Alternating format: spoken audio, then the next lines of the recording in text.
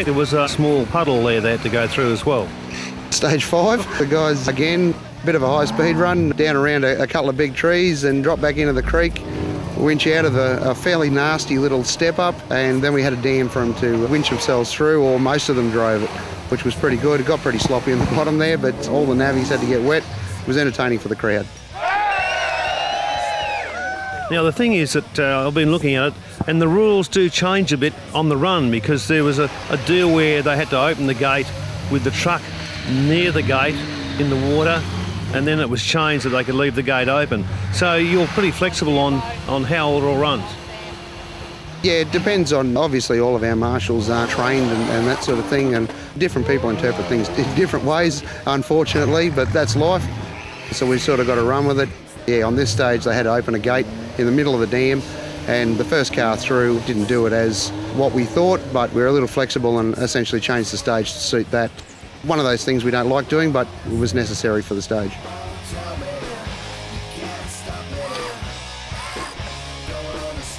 So what about the rest of them, 6 onwards? We had one other stage in the creek, which is actually right behind where we're standing. The guys have basically got to do what's called a pendulum. Winch up a hill, pendulum themselves across the hill and reverse back down. Some of the bigger trucks struggle with it a bit. That'll finish later this afternoon, and we'll head into the night stages.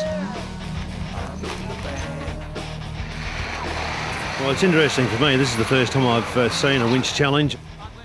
Having won the Australian Safari a few years ago, winning the Australian Safari's chicken feed compared to what we're doing out here, it's quite amazing. Yeah, slightly different disciplines, I guess. I guess we like to give the guys a bit of everything. It's an off-road event, so essentially we want them to be able to do everything that is involved in off-road, which is winching. Your average Joe probably isn't going to do the sort of winching that we do here on the weekends, but certainly speed, GPS, they need to be able to navigate, negotiate through tracks. Not all the tracks are completely bunted. It's called strip bunting on trees, which is only a small bit of ribbon hanging on a tree. The guys have got to look for those to complete the course. So if you don't look for that sort of stuff, you get very, very lost. Brett, what's the story with the rules and the regulations, with the bunting and all that sort of thing? What's the penalties? If a car or driver breaks the bunting, it's a straight up 10-point penalty. Same thing, we've got pegs around the place as well, obviously attached to the bunting. If they knock one of those over, it's also 10 points. Basically, it's designed to make the guys think a bit, not just go ball tearing off into the bush and think they can drive anywhere they need to. We try and set the track so that they're tight. The bunting obviously plays a very big part of that. Of course, there's a time penalty as well, isn't there? Absolutely. All the stages have got a DNF, or did not finish, time on them. These are set generally fairly liberally, but yeah, some of the stages we do set them quite tight to make sure the guys are having a good go.